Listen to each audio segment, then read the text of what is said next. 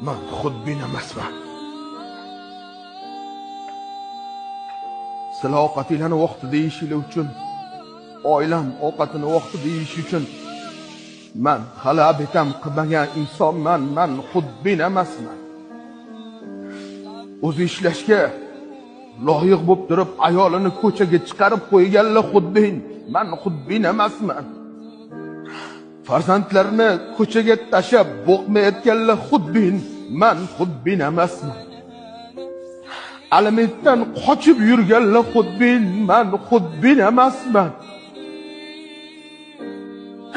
Hamma ona sevgisi haqida gapiradi, lekin hech kim otani qurbonligi haqida hech kim gapirmaydi. Oilasini boqayotgan erkak hech qachon xudbin bo'lmaydi. Men xudbin emasman.